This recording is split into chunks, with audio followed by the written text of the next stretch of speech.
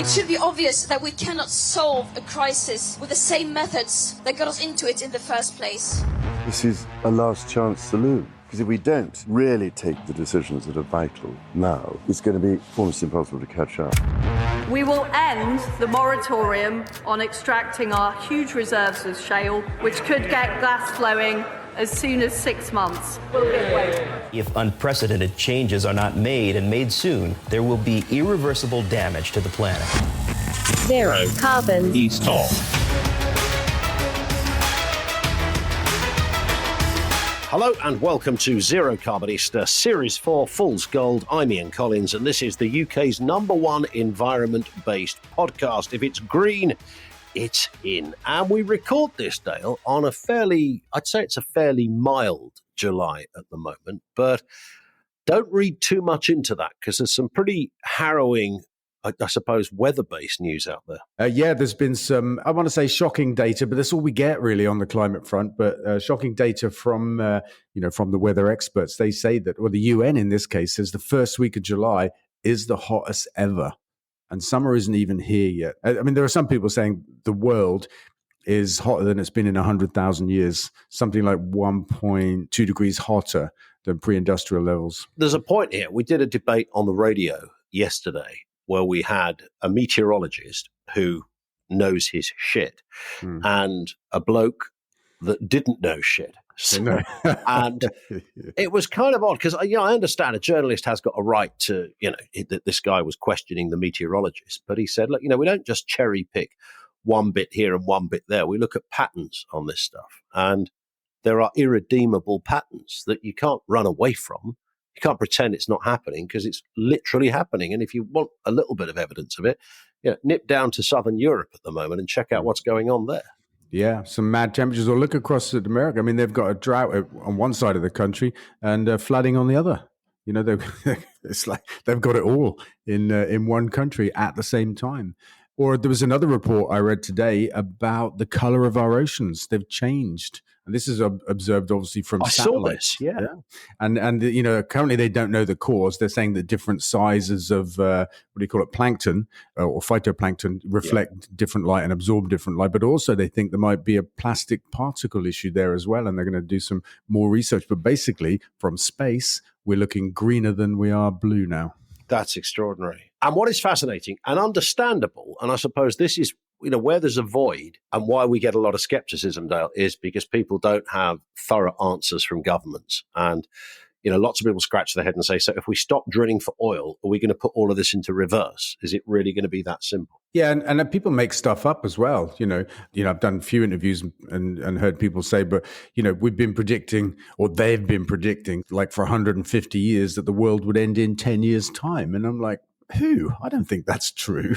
For example, we've known about the potential impact of all of these carbon emissions on the climate. Yes, for that long, people were flagging it that long ago. Yeah. But this idea that we've been predicting the end of the world for 150 years is a made up one, like Oliver Dowden's made up statistic. Has Dowden been at it? Has he? What's he been doing? So he said in Parliament today that Labour's green plans would cost every family in the country £1,000 a year. And he cited Treasury analysis of Labour's plans, right? So it turns out Treasury are denying it completely. They haven't done it.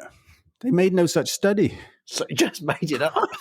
That's incredible. Treasury analysis shows, and what that's meant to do, of course, is to kind of wrong foot your opponent to go, oh, God, what if they've done, maybe they're right.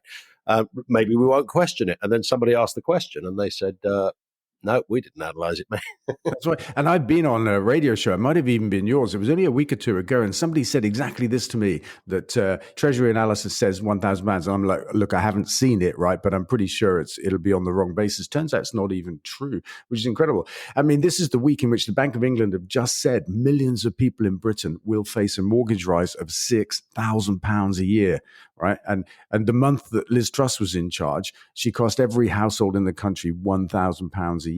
And energy bills quadrupled to cost us all an extra £3,000 a year just last year. They're still twice as big as they should be, extra £1,000 a year. So what's Dowden even doing going into that and saying, oh my God, it'll be so bad with Labour as £1,000 a year? It's like, wow, that's a bargain. Right? And it's funny though, isn't it? Because you're right about they were saying this in 1902. And you go, really? Were they? And then in 1922, they predicted the next ice age. And you think, oh, that's fascinating. I better look that up. Yeah. Oh, it doesn't exist. You just made it up. That's right. That's right. I saw some scary stats, though, at I think it was COP26 in Glasgow. I say scary. Since I was a boy, I'd seen this film about the next ice age, and it kind of informed a lot of my thinking and that kind of stuff. I found it really quite a scary idea that it could come back, and they come back every 10,000 years or something. But I saw stats at COP26 that said we've actually stopped the next ice age. The planet has warmed so much. It showed the temperature trend, and at each point where there was an ice age, and how we've changed the course of the chart. We aren't heading to ice age territory now. Wow. Because we're heating up too much. Yeah. Is that a double-edged sword? I don't know what I prefer. Exactly. It's like, okay. At least with the cold, you can put a blanket on, I suppose. You can't take your skin off, can you, if you're too hot? But what an enormous impact to have on the world. That you've changed the course of it artificially. Yeah. Here's a story that sounds as if it's made up, but actually isn't. And that's that batteries could be made of sugar. Yeah, I mean, I love the sound of it, actually. I mean, sugar's known for giving us energy, right? And for like giving us diabetes and rotten teeth and all kinds of bad things. This is about something called flow batteries, where you have two big chambers and liquids in them that flow from one side to the other and create electricity or release it. Well, they do both probably. And they can be used to store and give energy, which is a key part of the smart grid. At the moment, they use a lot of like rare earth minerals and stuff like that. And scientists in the US have found a way to do this with sugar, which is a bit shocking, I would say. I've had a look at the article. I can't find any really great stats in there to back up, the economics, the performance, that kind of stuff. But I love the idea that flow batteries, the size of a football field, could be competing with the fast food industry for sugar supplies. Maybe they drive up the price of sugar, I don't know, so that we have less of it in our fast food and more of it in the grid. Yeah. Is that all right? That'll be okay in the grid, though, won't it? Yeah, can't do any harm there, can it? No, it's better that than sitting in your arse, which is where it shouldn't be, because that's how people die. I don't know where I'm going with that, to be honest. Stop now. Here's a question from Pete, who says, Dale, I understand you formed a new political think tank. Can you tell us more? Are there ways we can help you financially or practically keep up the good work? Nice. Yeah, look, it kind of is that. It's called the Green Britain Foundation. We decided to repurpose it as a bit of a think tank, although not quite as conventional as that. A few months ago, when I decided not to be a politician, not to try and become a politician, but to try and influence politics in a different way. We published a number of studies over the year, and we just decided to get a little bit proper about that, get a bit focused. We're building a bigger plan for the studies that are needed to create a real proper blueprint for Green Britain, which we'll release just before the election, and we're just identifying the studies that need to be done. It's the same place actually that we run our Ministry of Eco Education from, and we just got a donation the other day from some bank. They haven't told us how big it is, but it's a bank, right? So it should be a big one. I don't really know. We haven't got a funding channel, so I mean, I appreciate the offer, but we're just not geared up for taking donations at the moment. But maybe we should be. Elon Musk, your friend Elon Musk, is to launch Tesla Electric as a UK supplier. When I saw this headline, Dale, you were literally the first person I thought of. Not least because of the fact that Ecotricity is something you run, but you had an interesting relationship with Elon Musk. Yeah, not a good one. It's in my book. It was about the electric highway. He wanted to work with us, offered to work with us just before he launched his cars over here. And we signed an NDA. It's called a non-disclosure agreement. Sorry, that means non-disclosure agreement. And under which we gave him all kinds of data about our operation under the promise of not using it commercially against us. But actually what he did do was go behind our backs, talk to our landlords, try to get them to break contract with us using the knowledge he had. And we had to go to the High Court, seek an injunction, which we got, and stop him in his tracks. I mean, he's a dodgy man. I saw this week he was complaining about Meta launching Threads, and it was a wonderful quote. He said, competition is okay, theft is not. And I'm like, whoa, hello, Elon. Is that the same guy? Interesting, isn't it? Yeah. But I mean, what in terms of his, wanting to, where's he got all this electric from anyway? What the hell's he talking about? I don't know. I mean, I don't know. I don't know what he's going to do. I think it'll involve cars giving and taking from the grid, that aspect of the smart grid, vehicle to grid. It's often known as V to G. It's a bit jargony, but it'll be about that. Solar panels, batteries and cars taking a house on and off the grid at different times of the day, which is a really important part of how we get to 100% green electricity. So, I say good luck to him. He's still a dick, but good luck to him.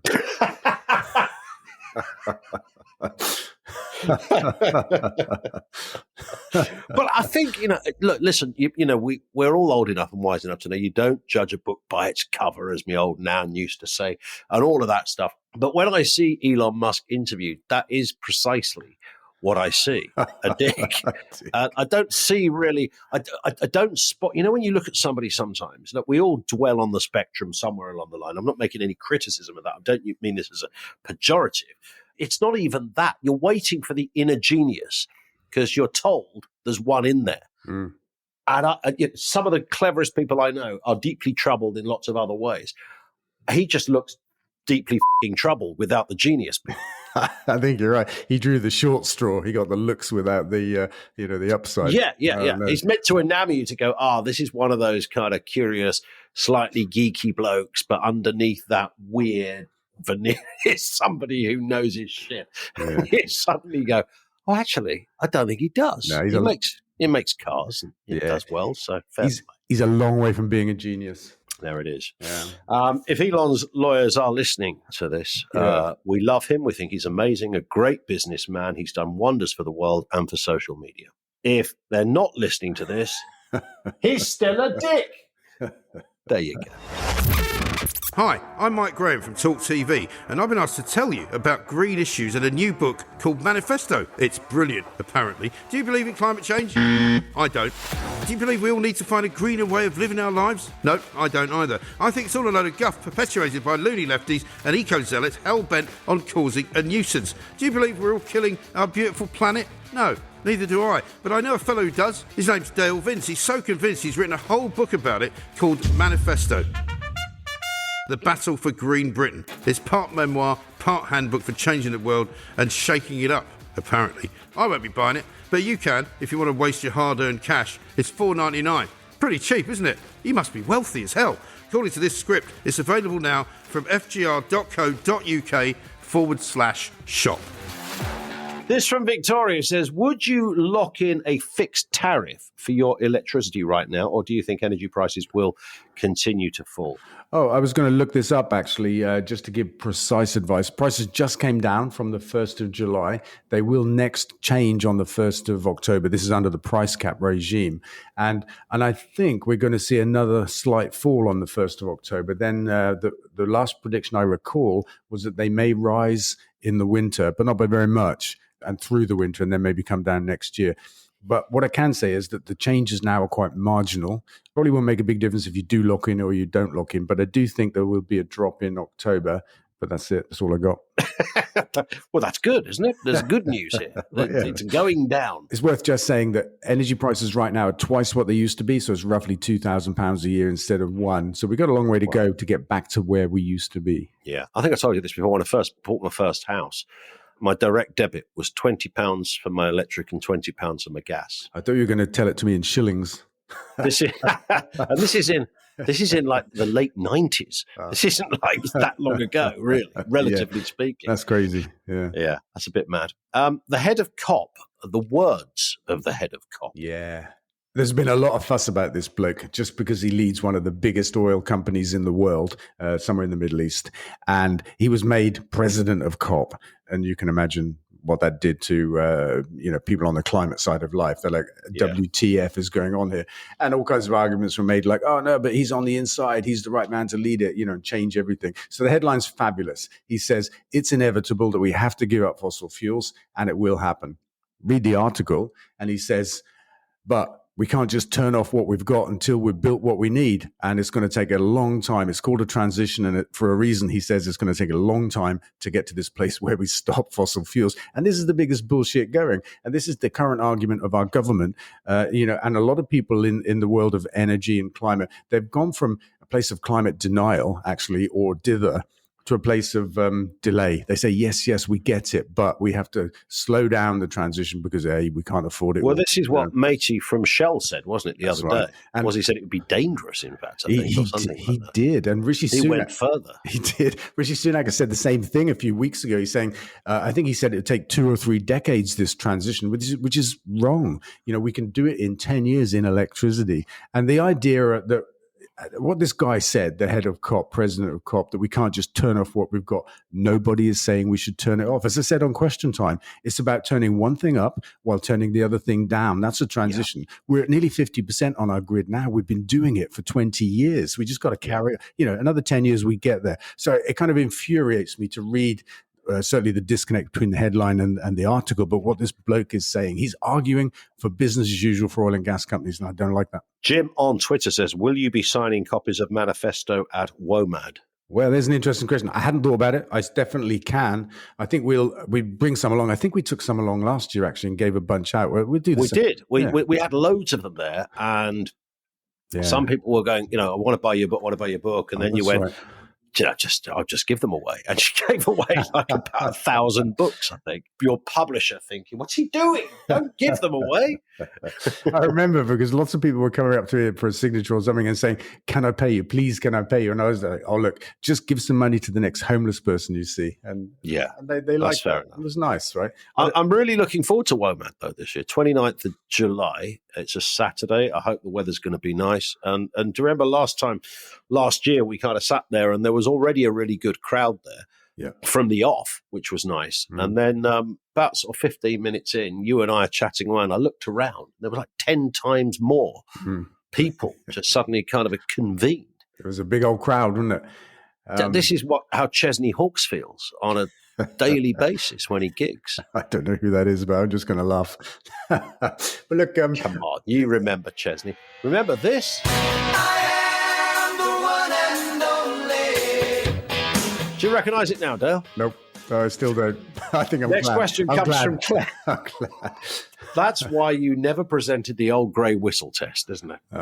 Is that what Remember it is? that? I do. I never watched it, but I know what you're talking about. Here's a headline, Dale. I don't even know what this means, and I don't imagine many people would. Nuclear bomb fallout site chosen to define the start of Anthropocene epoch, end of stable global environment. Now, it's clearly a fairly esoteric headline. What does it mean? Yeah, it's interesting. We've talked about this a few times in this podcast for over the years, and geologists have been kind of theorizing recently. I say recently in geological terms. Yes, very recently, a couple of years, that we may have entered a new epoch where the impact of man on the geological record could be found. They labeled it the Anthropocene, and I thought, due to the rise of plastic pollution, maybe it should be called the Plasticine, which was just would have been it. Yeah, nice. But it turns out these guys have been busy in the background. They don't move very quickly. I think that's really quite funny for geologists. They've taken years, and they have committees and meetings, and they had candidate sites around the world and candidate things like a nuclear bomb. Plastic was also a candidate to mark the beginning of this new epoch. They haven't even agreed yet that there is a new epoch.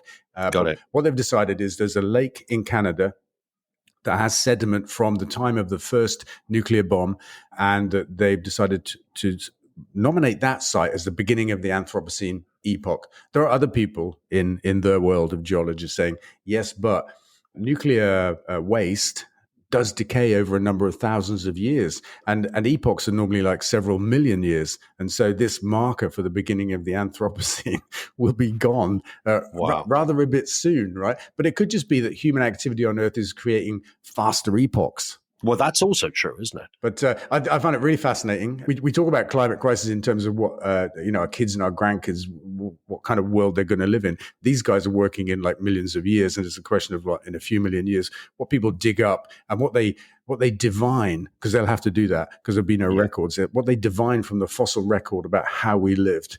I guess fortunately for them, they won't see the half of it. Yeah, it just reminded me of the Spike Milligan line that he wanted to be buried inside a washing machine just to up people in the future when they unearth it in thousands of years' time. Why is there a human in a washing machine? That's brilliant. Do you support, this comes from Claire, do you support the renaming of Sea Shepherd UK to Captain Paul Watson Foundation? What's going on here? Well, there's been some kind of coup, actually, in the organization that Paul founded yonks and yonks ago. And the board of Sea Shepherd US have basically kicked him out, taken over the organization, declared Sea Shepherd is now a scientific organization doing research, not protest. Rather left him out in the cold, but some elements of Sea Shepherd Global were controlled differently and more independently, and they've kind of gathered around with Paul to create a new organization. So there's still a Sea Shepherd in the world. They're in the Faroe Islands right now, trying to save dolphins. I had a chat to Paul about this, and I suggested he called himself the real Sea Shepherd. I thought that would have been a snappier name. That's good. But he's gone with what he's gone with, and I understand why and stuff. So, but the gist of the story is there's a kind of new conservation organization born out of a takeover of Sea Shepherd. There it is.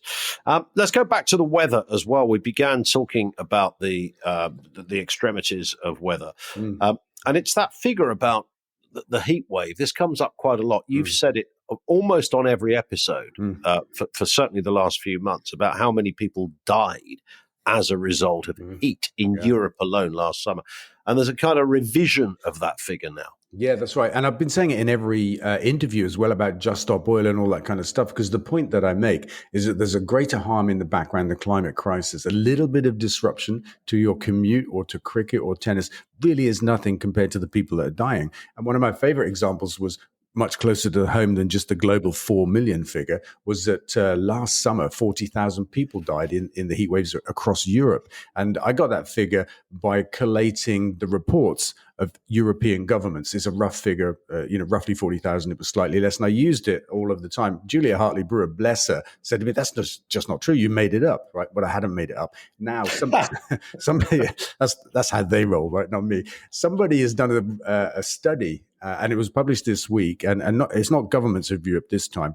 So people have dived deeper into the data, and they have come up with a figure of 61,000. And even then, they think it might be an underestimate. But these are people that have been killed, that have died, that wouldn't have died without the extremely high temperatures that we had in Europe. And I think this is a really powerful statistic, because this is happening now. It's taking people's lives and a little bit of traffic disruption in order to flag the insanity of our government in drilling for more fossil fuels in the teeth of the climate crisis and all of the science and the fact that it kills people. It's important. And finally, Dale, I heard a rumor, something about you becoming an air hostess. Is this right?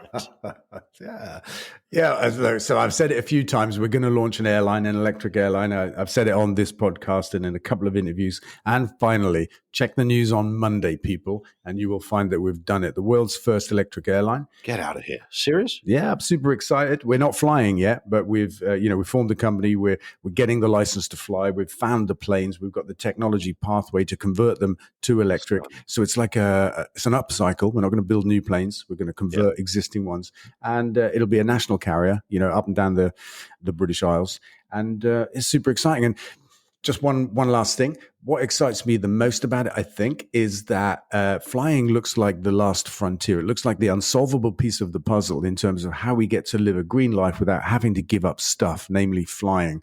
And most people are put off making any changes because they think they can't make all of the changes, and they still want to fly. So we've cracked it in cars, in food, in energy. We've got all of the answers that we need. We've now got the answer in flying. It's not just a massive air balloon, is it, by the way? No, the proper planes. Just wanted to check, that's no outside toilet or anything. Good to hear. Dale, we will speak in a week. Nice one. Looking forward to it. That is it for this episode. Don't forget to follow this podcast from your podcast provider so that you get each new episode automatically. Leave a review there too. And the really important bit is to follow Dale on social media, twitter.com/DaleVince, facebook.com/DaleVince, and on Insta too.